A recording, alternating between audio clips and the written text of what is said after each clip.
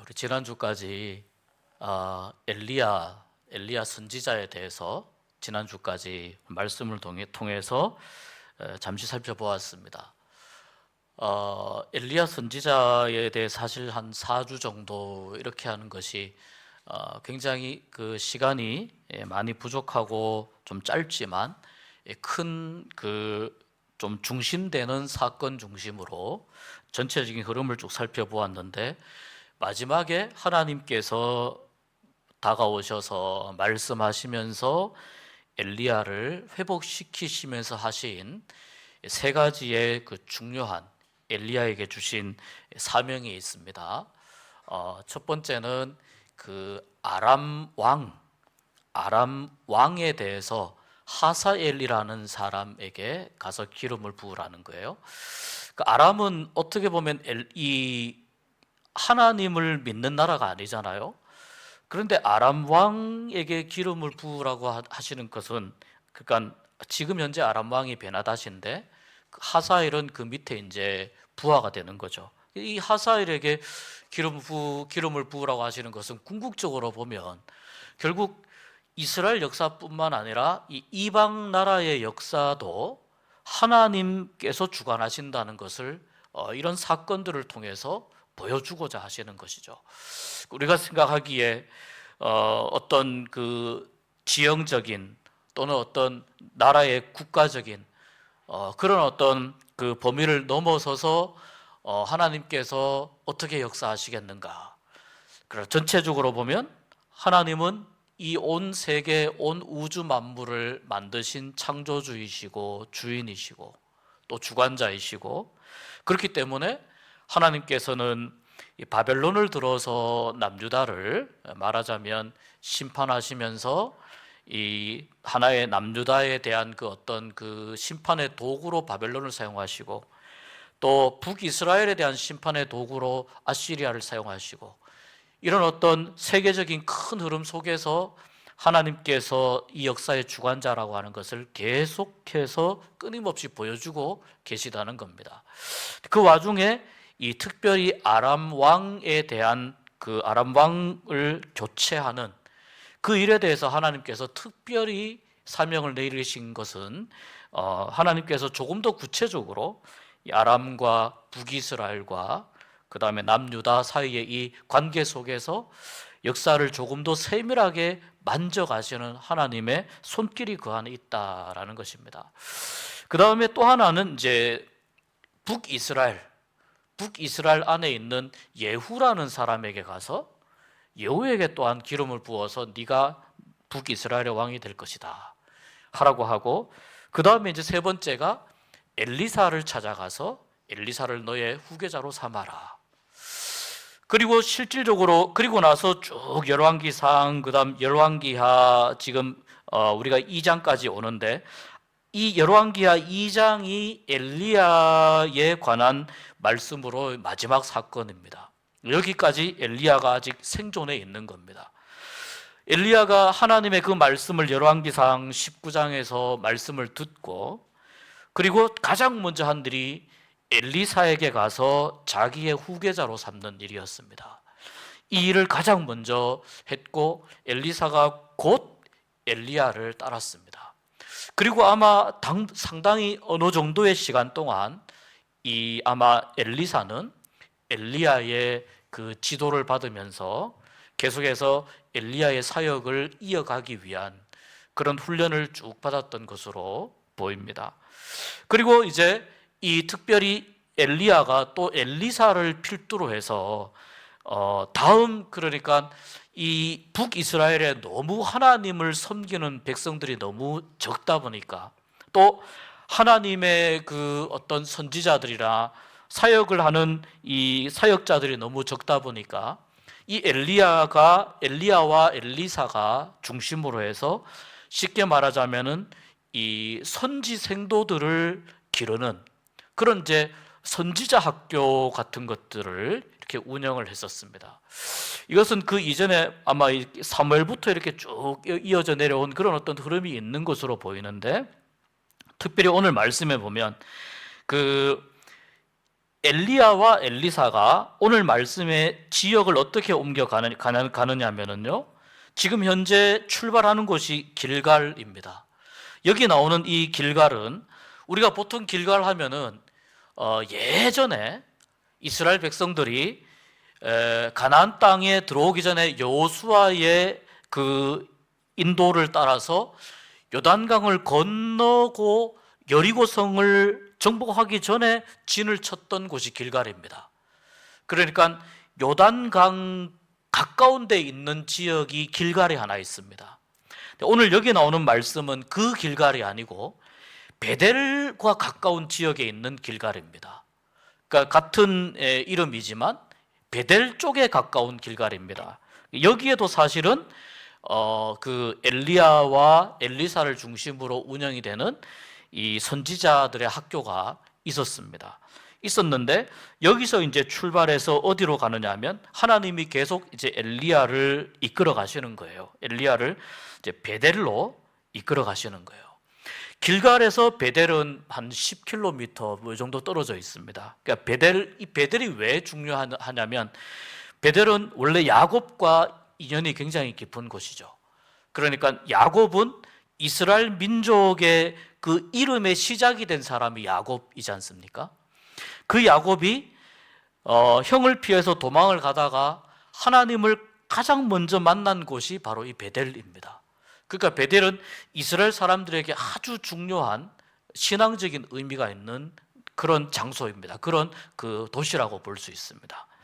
그래서 이 베델로 하나님께서 엘리야를 이끌어 가시는데 여기 베델에 보면 3절에 이렇게 나옵니다. 베델에 있는 선지자의 제자들이 이렇게 나옵니다. 그러니까 여기에도 베델에도 뭐가 있었다는 겁니까? 선지자들을, 하나님의 사역자들을 양성하는 그런 어떤 그 공동체 같은, 학교 같은 이런 어떤 그 기관이 이제 있었다는 겁니다. 그러니까 이 엘리야가 처음 부름을 받았을 때, 처음 부름을 받아서 사역을 할 때 그때보다는 지금 이제 좀 더 많은 사람들이 하나님의 사역자로 부름을 받게 되고 하나님의 일을 감당하는 데 있어서 조금 더 배우게 되고, 또 여기에 사실 워낙 탁월한 선지자였던 이 엘리야가 있었기 때문에 이런 어떤 선지 학교들이 운영이 가능했었습니다. 그리고 이 베델에서 하나님이 그 다음에 어디로 데리고 가시느냐? 베델에서 그 다음에 여리고로 데리고 가십니다. 여리고는 이제 아까 말씀드린 대로 요단강에서 아주 가까운 정말 그 너무나도 유명한 도시이죠. 여리고로 데리고 가시는데 5절에 보면 또 이렇게 말씀합니다. 여리고에 있는 선지자의 제자들이 이렇게 나옵니다. 그러니까 여리고에도 뭐가 있다는 겁니까? 이 선지자들을, 또 하나님의 사역자들을 양성하는 그런 그 어떤 기관들이 여기에도 지금 유지가 되고 있었다. 그래서 적어도 이 열왕기서에 의하면은 길갈, 베델, 여리고 세 군데 정도의 하나님의 사역자들을 키우고 양성하는 그런 기관들이 존재했었다. 이것은 아마도 엘리야가 계속 하나님 앞에 고백했던 모든 하나님을 섬기는 모든 사람들이 다 사라지고 지금 이 나라에 나 혼자뿐입니다 라고 하나님께 엘리야가 그 외로움을 토로하면서 정말 그 너무 고통스러운 마음으로 하나님께 그렇게 호소했지 않습니까? 그래서 아마 이 엘리야가 이제 엘리사를 후계자로 삼고 그런 다음에 집중했던 사역이 이 바로 좀 더 많은 하나님의 일을 감당하는 그런 일꾼들을 키우는 일종의 그 제자 학교, 이렇게 이제 볼 수 있을 것 같습니다. 그래서 이 세 군데 정도의 선지 생도들을, 선지자의 제자들을 키우는 그런 기관들이 있었다라고 이제 볼 수 있습니다. 길갈, 베델, 여리고, 그 다음에 요단강 이렇게 가는데, 길갈에서 베델로 갈 때도 그렇고요, 베델에서 여리고로 옮겨갈 때도 그렇고, 여리고에서 요단강 쪽으로 옮겨갈 때도 그렇고, 엘리야가 계속 이렇게 이야기합니다. 너는 여기 머물러 있어라. 너는 여기 머물러 있어라. 하나님이 나를 다음 장소로 옮겨가신다. 어차피 우리는 이제 헤어져야 될 시간이다. 우리가 이제 이별의 시간이 다가왔다. 어차피 하나님이 나를 데리고 가시는데 그러면 너 혼자 남게 되니 이 정도까지 나하고 동행했으면 충분하다. 길갈에서 베델로 갈 때 이야기하죠. 베델에서 여리고로 갈 때 이야기하죠. 여리고에서 요단강으로 갈 때에 이야기하죠. 그런데 그때에 이 엘리사가 엘리야에게 하는 이야기가 똑같습니다. 2절에 보면 이렇게 이야기합니다. 엘리사가 여호와께서 살아계심과 당신의 영혼이 살아있음을 두고 맹세하노니 내가 당신을 떠나지 아니하겠나이다. 4절에 또 이렇게 이야기합니다. 여호와께서 살아계심과 당신의 영혼이 살아있음을 두고 맹세하노니 내가 당신을 떠나지 아니하겠나이다. 6절에 보시면은요, 여호와께서 살아계심과 당신의 영혼이 살아있음을 두고 맹세하노니 내가 당신을 떠나지 아니하겠나이다. 엘리사가 엘리야에게 어떻게 이야기하는 겁니까? 저는 끝까지 가겠습니다. 저는 당신과 함께 끝까지 가겠습니다. 3번이지 않습니까? 이 3이라고 하는 숫자, 성경에서 이야기하는 이 3번 3이라고 하는 숫자, 너무나도 중요한 그런 숫자죠. 예수님께서 베드로에게 내가 나를 사랑하느냐 3번 물으셨고, 우리가 다 아는 것처럼 성부, 성자, 성령 삼위일체, 이 3이라고 하는 숫자는 사실 하나님의 숫자라고 우리가 볼 수 있는데, 그러니까 여기 이야기하는 이 3번은 어떤 의미가 있냐면은 엘리사의 마음이 확고하다라는 걸 이야기하는 겁니다. 엘리사가 끝까지 엘리야와 함께 하겠다. 엘리사는 지금 엘리야로부터 굉장히 많은 가르침을 받고 있습니다. 성경에 다 나오지는 않지만 엘리야의 뒤를 잇는 이 엘리야의 사역을 이어서 또 이스라엘을 영적으로 이끌어야 하는 이 귀한 자리에 엘리사가 지금 선택이 되었는데, 이 엘리사가 엘리야로부터 계속해서 가르침을 받고 도움을 받으면서 그 엘리야와의 이제 헤어짐의 시간이 엘리사로서는 너무 인간적으로도 서운하지만, 나중에 엘리야가 회오리 바람을 타고 하늘로 올라갔을 때 그때 엘리사가 뭐라고 이야기합니까? 이스라엘의 병거여, 이스라엘의 마병이여 라고 이야기하거든요. 이스라엘에 병거가 없었습니까? 마병이 없었습니까? 그게 아니라는 거죠. 이스라엘을 실질적으로 지켜온 분은 누구라는 거예요? 하나님이라는 거예요. 그 하나님께서 가장 하나님의 일을 가장 중요하게 맡기셔서 감당했고, 이스라엘의 그 영적인 지지대와 버팀목이 되어준 사람이 누구였다는 겁니까? 바로 엘리야라고 하는 것을 그렇게 고백을 하는 겁니다. 그러니까 엘리사는 사역적으로도 끝까지 엘리야와 함께 동행하고 싶어하는 마음이 있는 겁니다. 여기 보면 말씀을 보면은 우리가 언뜻 생각하기에 이 엘리야와 엘리사 두 사람만 이제 하나님께서 엘리야를 데리고 가실 것이다, 이렇게 알고 있었던 걸로 볼 수 있는데, 여기 보면 베델에 가서 보니까 베델에서 그 선지자의 제자들이 이렇게 이야기합니다. 엘리사에게 여호와께서 오늘 당신의 선생을 당신의 머리 위로 데려가실 줄 아시나이까. 또 여리고에 있는 선지자의 제자들도 같은 이야기를 합니다. 여호와께서 오늘 5절에 보면 당신의 선생을 당신의 머리 위로 데려가실 줄을 아시나이까. 이 말은 지금 이 엘리야의 이 승천에 관해서 어떤 방식으로 이루어질지는 모르지만 하나님께서 이제 엘리야를 곧 데리고 가실 것이다 라고 하는 것이 어느 정도 이 말하자면은 선지자들과 그 선지자의 제자들에게 어느 정도 지금 알려져 있는 상황이었죠. 그러니까 선지자의 제자들이 엘리사에게 확인을 하는 거예요. 이런 이야기가 있는데 이것이 정확한 것입니까? 확실한 것입니까? 당신이 정말 분명히 알고 있습니까? 선지자의 제자들이 너무 안타까우니까 그렇게 이야기하는 거예요. 엘리사가 나도 알고 있다. 알고 있으니 일단은 잠잠해라. 이렇게 지금 이 선지자의 제자들에게 그렇게 이야기하고 그 다음 여리고에서 요단 강가로 이제 가는 거죠.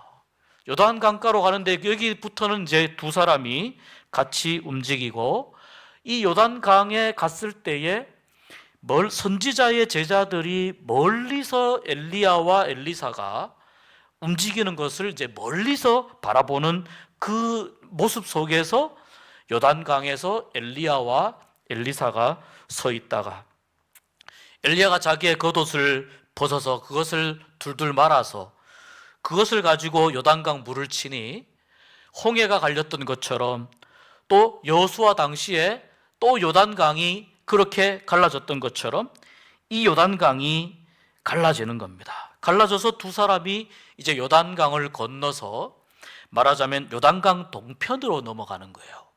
지금 계속 요단강 서편 가나안 땅에서 계속해서 지금 일이 진행이 되었다면 요단강을 건너서 요단강 동편으로 넘어갑니다. 엘리야와 엘리사의 그 모습이 점점 흐려지고 잘 안 보이는 상황 속에서 두 사람이 길을 가는데, 엘리야가 이제 정말 시간이 임박했음을 이제 인식을 하고 엘리사에게 이야기합니다.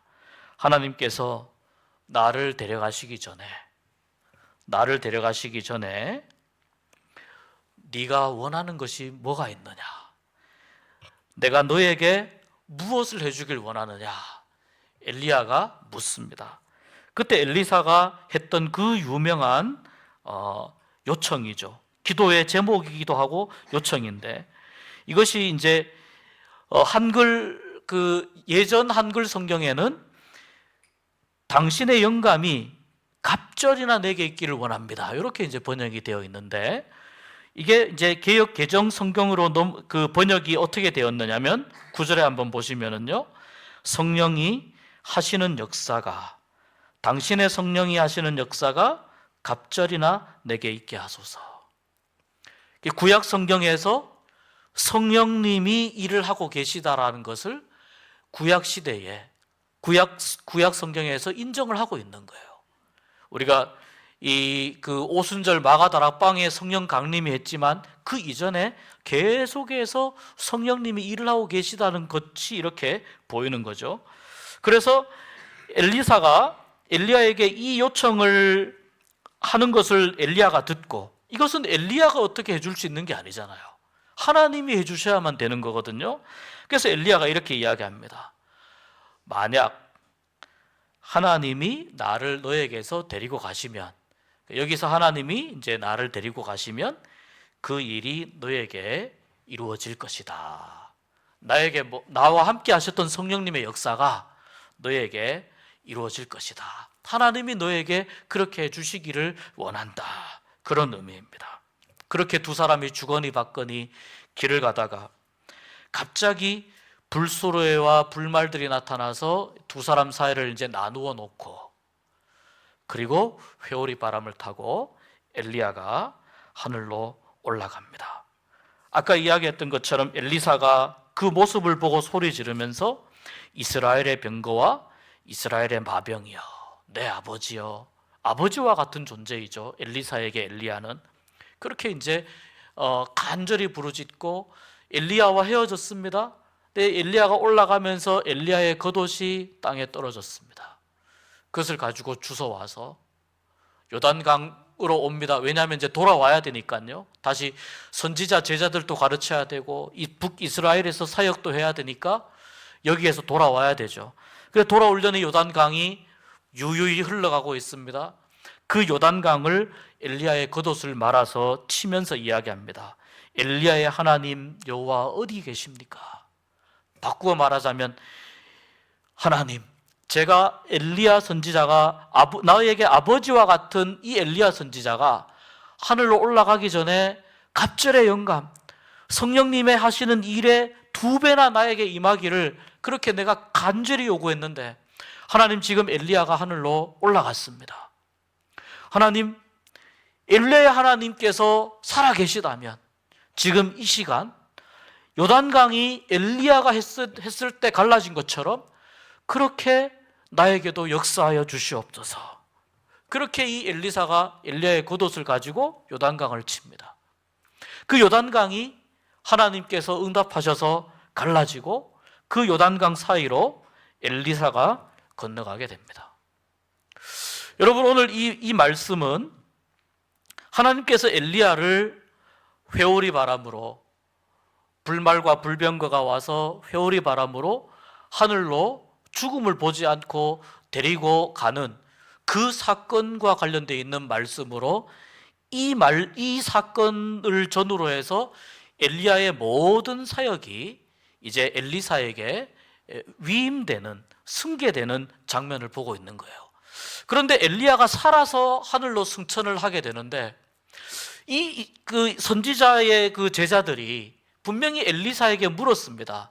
오늘 하나님께서 당신의 선생을 데리고 가실 것을 알고 있습니까? 라고 물었지만 이 선지자의 제자들도 그 엘리야를 어떻게 데리고 갈 것인지에 대해서는 상상을 하지 못한 겁니다.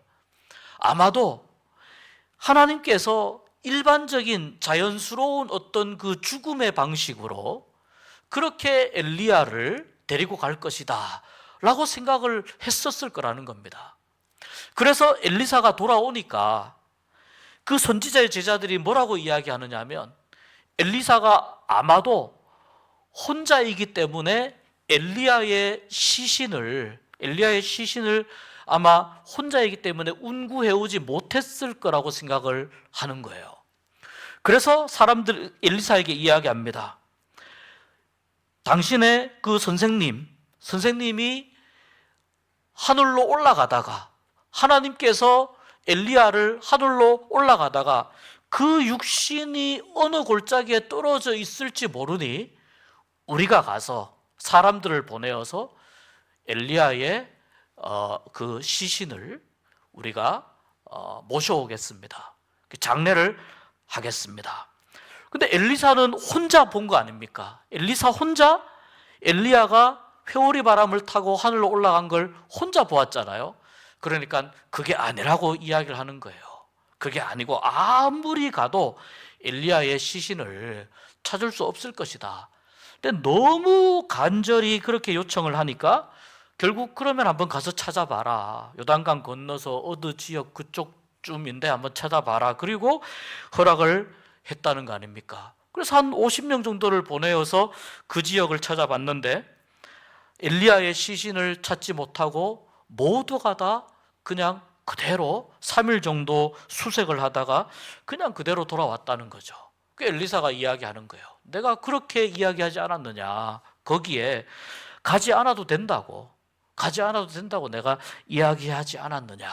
이렇게 하는 것이 오늘 이 말씀이 마무리되는 내용입니다. 오늘 이 말씀을 보면 엘리야는 어떻게 보면 선지자로서 사역자로서 가장 어떤 기쁘고 가장 어떤 그 즐거운 가장 기쁨의 정점에 있다가 또한 그의 감정이 가장 그 바닥을 치는 그런 어떤 굉장한 그 어떤 인생의 사역의 롤러코스터를 경험한 사람이 이 엘리야였는데 하나님께서 이 엘리야를 마지막에 하나님께서 죽음을 보지 않고 그대로 이렇게 옮겨가시잖아요. 근데 오늘 말씀에 보면 선지 생도들이나 알고 있었습니다. 이제 엘리야와의 헤어지는 시간이 마지막이 될 것이다라는 걸 알고 있었으나 이 부분이라는 겁니다. 믿음이라고 하는 것이 내가 지금까지 어떤 경험해 보지 못했던 그런 어떤 일들을 하나님께서 행하실 것이다. 또는 엘리사가 아무리 가서 수색해봐도 엘리야를 못 찾는다라고 이야기한 건 엘리사 혼자 그 엘리야와의 이별의 순간을 엘리야 혼자 맞이하고 경험을 한 사건이지 않습니까?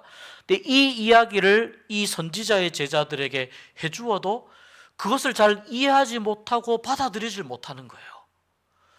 여러분, 우리가 하나님의 일하심과 하나님의 역사하심에 대해서 우리가 생각할 때에 믿음으로 우리가 받아들이고 믿음으로 우리가 이해하고자 할 때에도 여러분 어떤 부분이 있냐면은 우리의 믿음과 우리의 생각이 늘 한계가 있을 수 있다는 거예요. 하나님은 한계가 없는 분이시고 하나님은 인간의 한계를 넘어서시는 분이시고 사람이 아무리 생각해 보아도 여기에서 해결책이 나오지 않지만 그것이 하나님 손에 올려졌을 때에 사람들 그 어느 누구도 상상하지 못했던 그러한 방식으로 하나님은 일하시는 분이시라고 하는 것을 오늘 이 말씀을 통해서 우리가 깨닫게 되는 것입니다. 어느 누가 엘리야가 이렇게 회오리 바람을 타고 하늘로 올라갈 것이라고 감히 상상이나 했겠습니까? 그러나 하나님은 사람들의 생각을 넘어서서 엘리야를 이렇게 너무나 영광스러운 그러한 승천의 주인공으로 엘리야를 인도하셨다는 겁니다. 그래서 우리도 하나님의 일하심과 또 하나님의 역사하심을 우리가 기대하면서 기도할 때에 우리가 이런 기도를 드렸으면 좋겠습니다. 하나님, 제가 생각하는 믿음의 한계와 제가 생각하는 제가 갖고 있는 생각이 분명한 한계가 있습니다.